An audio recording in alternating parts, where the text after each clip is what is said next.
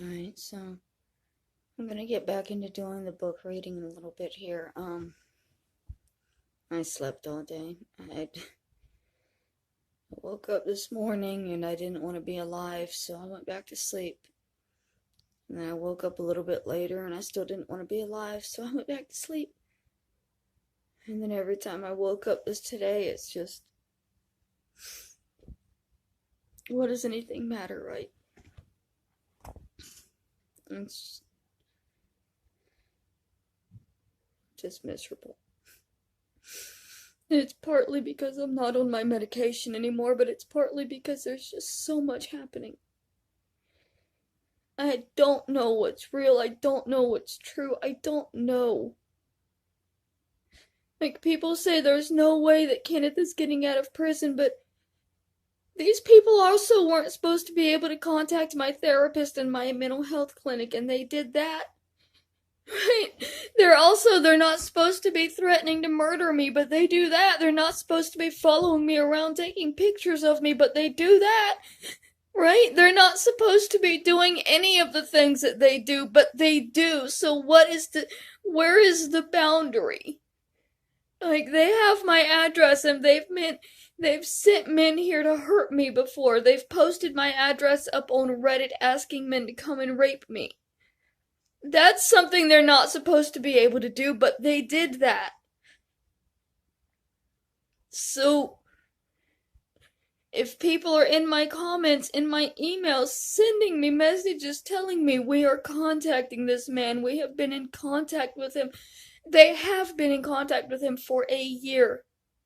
Virgie G told me last year he had been writing letters to this man in prison, and they're saying, well, we just want the truth.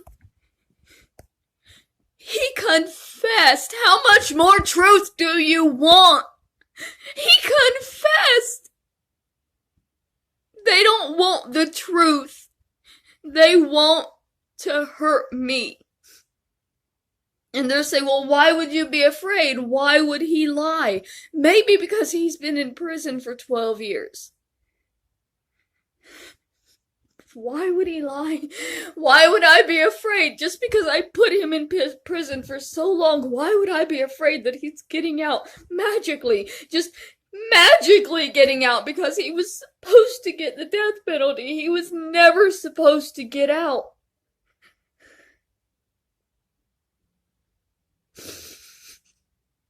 And now, because my family wants me silenced, and has enough money. They have the money to do it. That's what you don't understand. If you have money, you can do anything. Anything. Anything. And my family has money. They got $500,000 just by not reading the will that left me everything. They have money. Kathy couldn't smoke up and take all that money up in pills, up in cider. She tried. She would happily spend a couple $100,000 to get a man out of jail so that he would get rid of me, so that she could continue just taking her pills and being happy with her life and being just this perfect bitch up there in Georgia with all the money and all the drugs and all the family and all the love in the world, and nobody speaking out about it ever.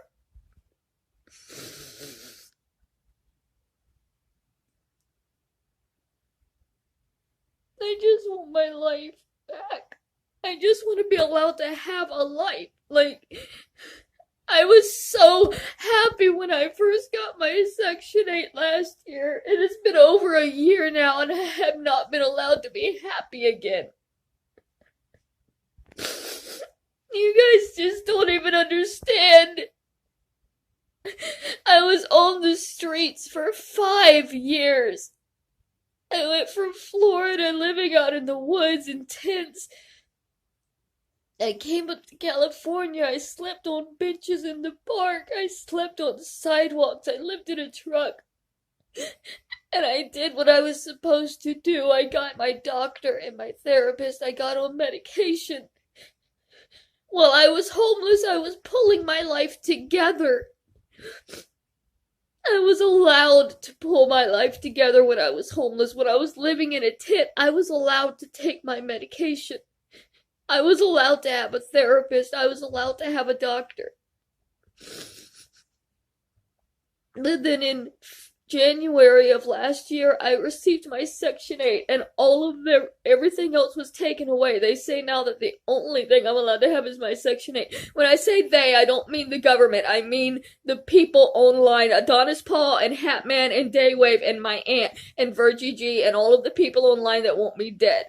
They decide what I am allowed to have, and they have decided the only thing I'm allowed to have is my Section 8. I'm no longer allowed to be on the medication or see the doctors because it's too much of their money. Okay, that's how they're seeing it. They're seeing it as me living off of their money because it's government money, and so they're only going to allow me to have so much.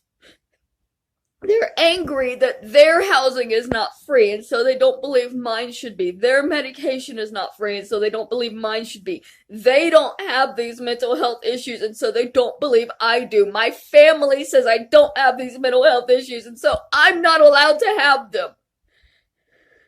Just like my family says I was not abused, and so I'm not allowed to have that feeling. I'm not allowed to have those memories. I'm not allowed to feel that way because the people that did it, they say it didn't happen.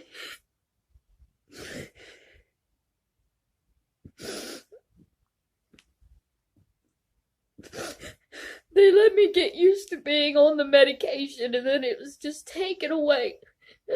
They let me get used to having the help. They let me get used to it. They let me get adjusted to it.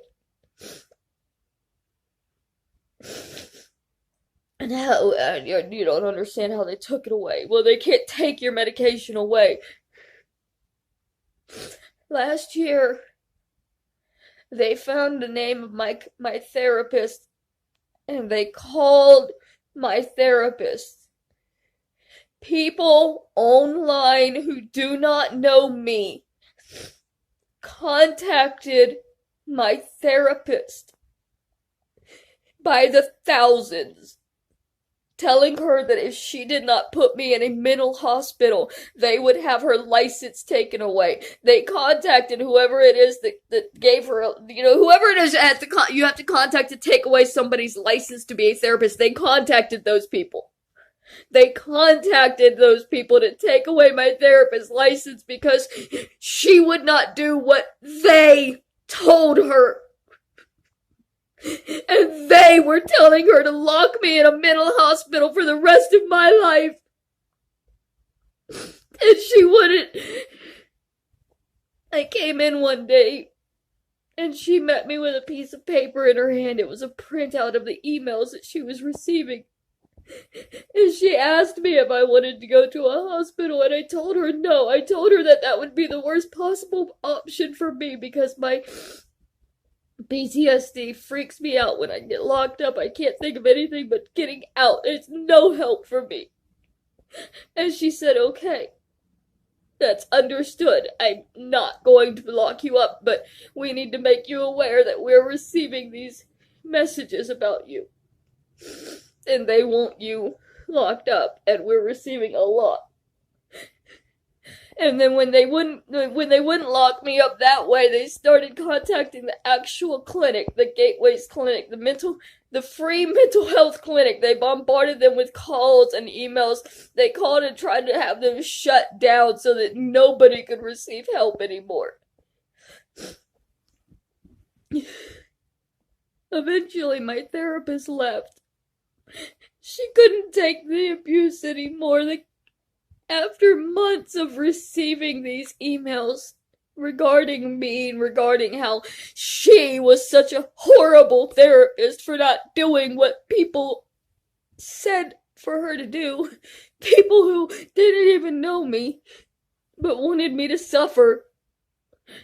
And how dare she not do what the public says? The public is paying her. How dare she not do what they say?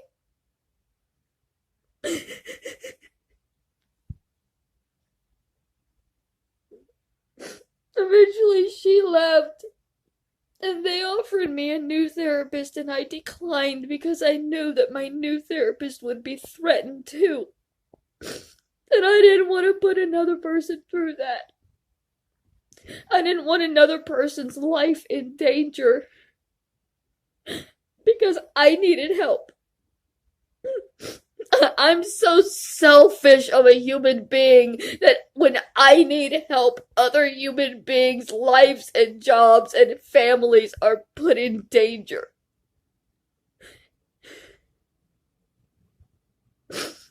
So I didn't get a new therapist, and I don't feel like I can. I fully believe at this moment that I cannot have a therapist, because if I get a new therapist, they will have to deal with the same thing that my old therapist dealt with, which is thousands of people online trying to control my mental health care,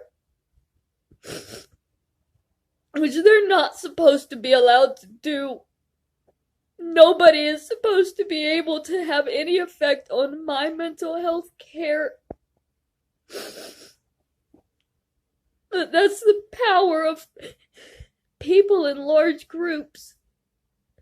If you have enough people, you can make anything happen. If you have enough money, you can make anything happen. So after a couple of months of not having a therapist, my insurance was turned off, which means that I could no longer pick up my medication because my insurance was reliant upon me being in a program, having a therapist. I'm not allowed to just take the medication. I have to be seeking actual help, and I can't seek help without putting another human life in danger, so I can't seek help. So this month, when I went to pick up my medication, I was told that it would cost about $2,000. And obviously I couldn't do that. The only way I can go back on my medication is to get a therapist again, get my insurance again. I can't do that because they'll be threatened, they'll be in danger. So they couldn't have me put in a mental hospital. They couldn't control my therapist, and so they had to move on to something else they could do to hurt me, which would be releasing the man that I put in prison. That's the next step. They sent Kathy to Florida last weekend. And that's where Kenneth is. That's where the family lawyers are. That's where the family drug dealers are.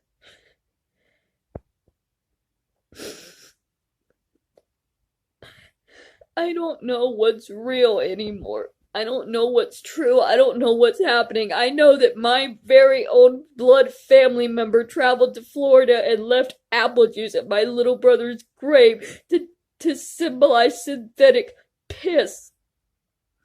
And that's something that's not ever supposed to happen. So why do people act like things that happen in my life are normal and it's supposed to be easy for me to figure out what's real and what's not?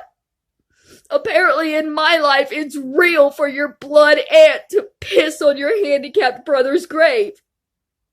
And that's not something that's gonna be real in anybody else's life.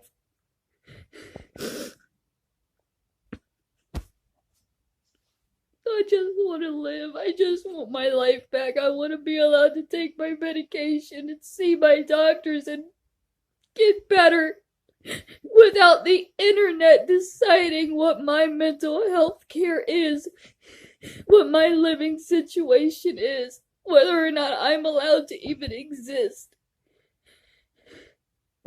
There's gonna be thousands of people in these comments laughing at me. Yeah, Adonis Paul made you cry again. You see, you tough bitch. Every time you act tough, they're gonna hurt you. I can act tough. I'm literally just trying to live.